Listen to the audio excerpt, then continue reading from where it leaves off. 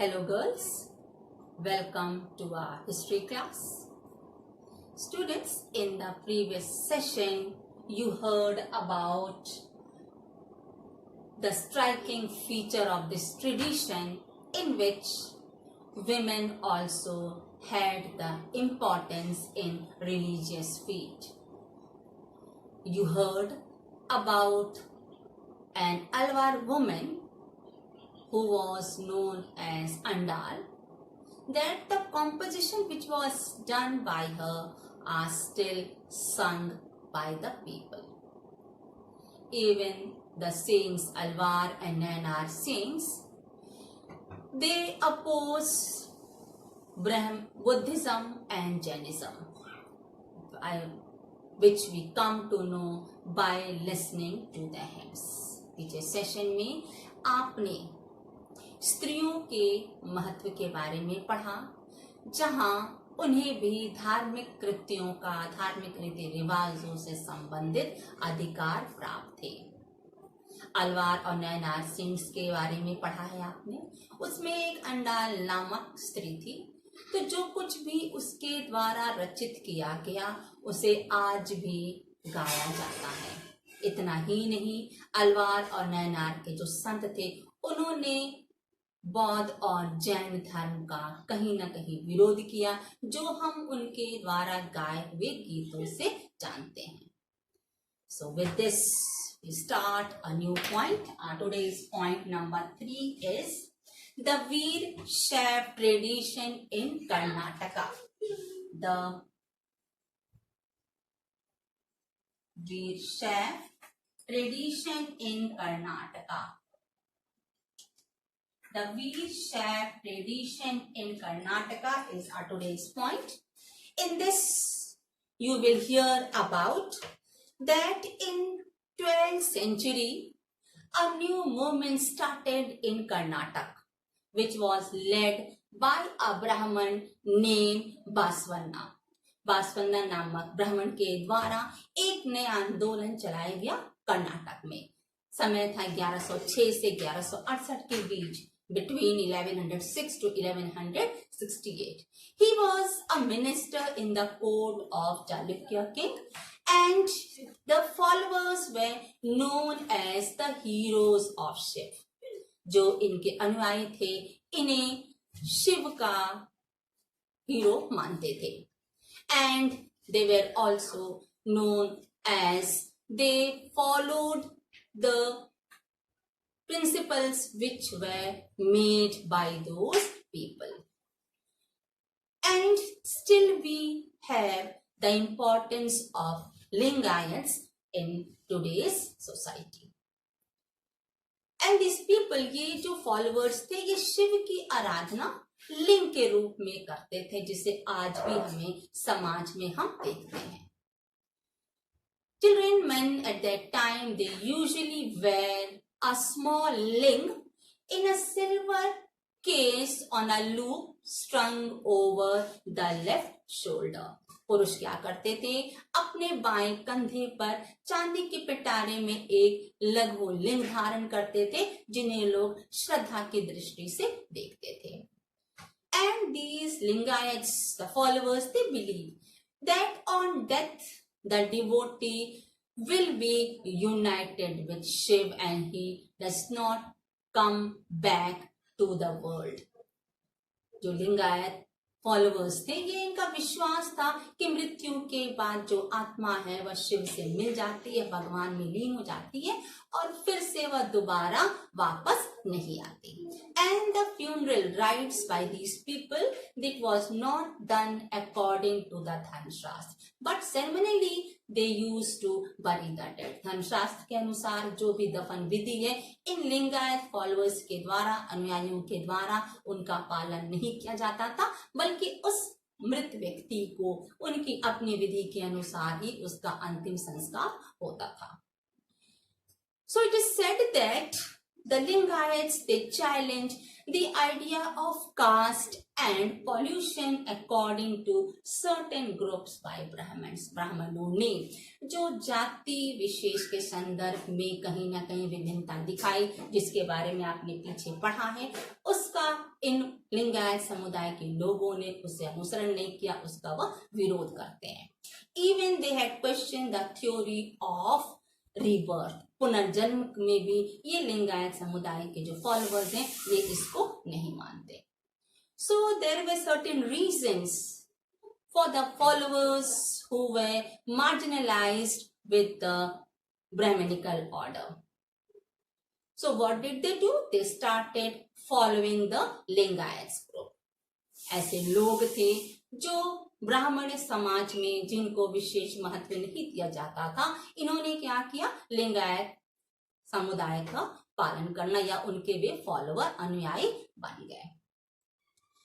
And it is also said that there were some practices which were not followed or they were not granted by the Brahminical text, such as remarriage of widows, post-puberty marriage means वयस्क विवाह और विधवा विवाह को ब्राह्मणी धर्मशास्त्र के अनुसार या ब्राह्मणों द्वारा मान्यता नहीं दी जाते थे, जिसे लिंगायत समुदाय के अनुयायियों ने उसको डिसअप्रूव किया और उन्हें अब ये कर्मों की मान्यता दी जाने लगी।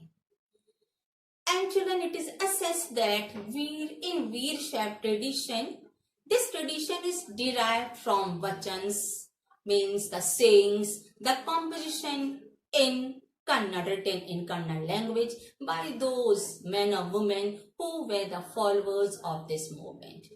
जो भी ये वीर शैव परंपरा थी जो कन्नड़ भाषा में उस समय के अनुयायियों के द्वारा लिखी गई वही मानी गई है।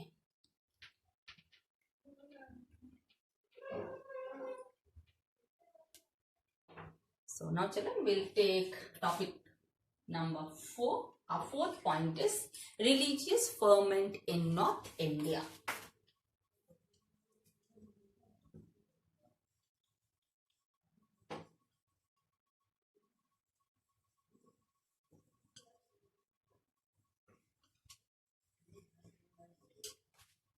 Our fourth topic is religious ferment in North India. उत्तर भारत में धार्मिक उफान.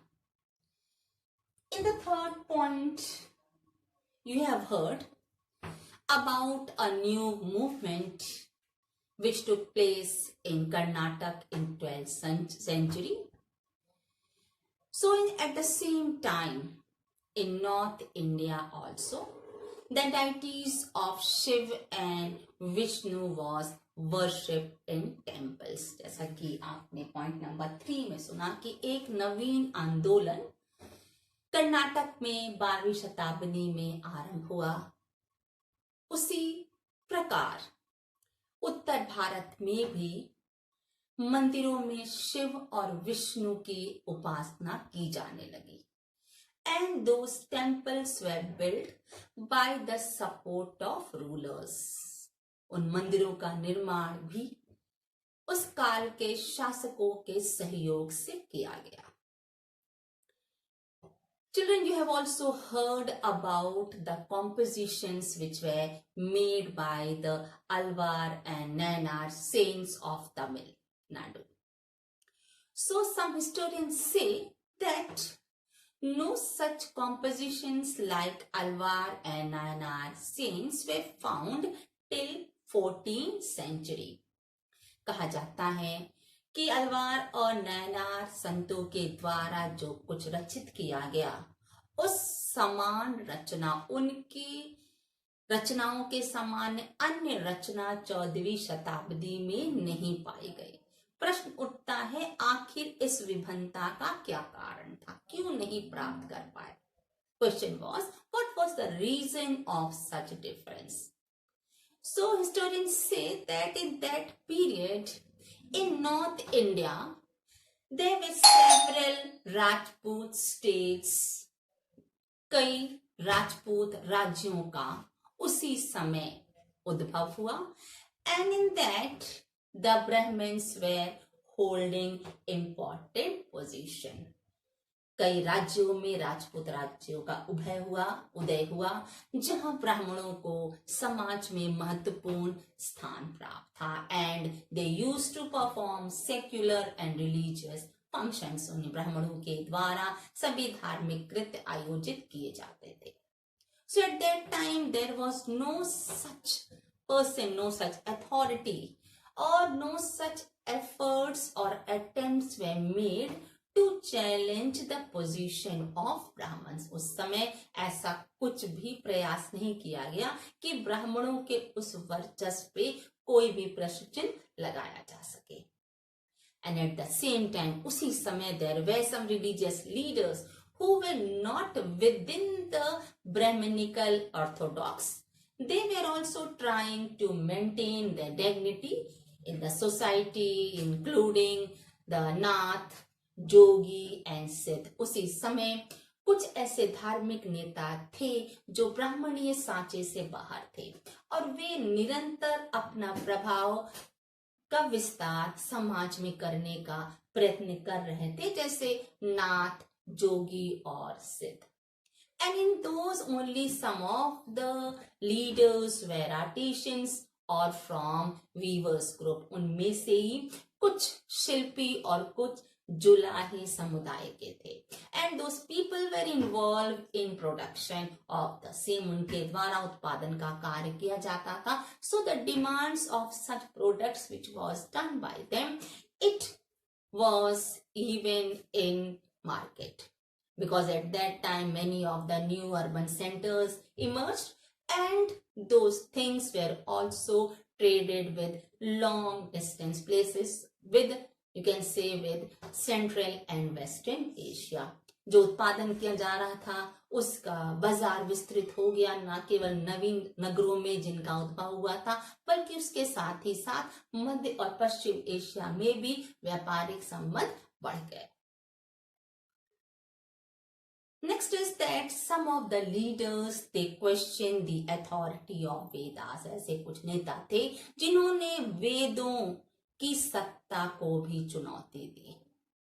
आपने पीछे पढ़ा है, वेदों के बारे में विस्तृत पढ़ा है आपने. उसी परिप्रेक्ष्य में यहाँ पर यही लिखा है कि that those time the leaders they tried to express themselves in local languages in front of the public. जो धार्मिक नेता थे उन्होंने स्वयं की जो भी अभिव्यक्ति वे करते थे लोगों के सम्मुख, वो उनकी ही लोकल स्थानीय भाषा में करते थे, जिससे वे अपने अभिव्यक्ति अन्य लोगों को पहुंचा सके, अपने संदेश को जनता तक पहुंचा सके. ये सही है कि उन्हें पॉपुलैरिटी मिली, जन समर्थन मिला, but they were not able to gain the support of the rulers. जन समर्थन मिला लेकिन उन्हें फिर भी राजाओं का प्रश्रय नहीं मिला.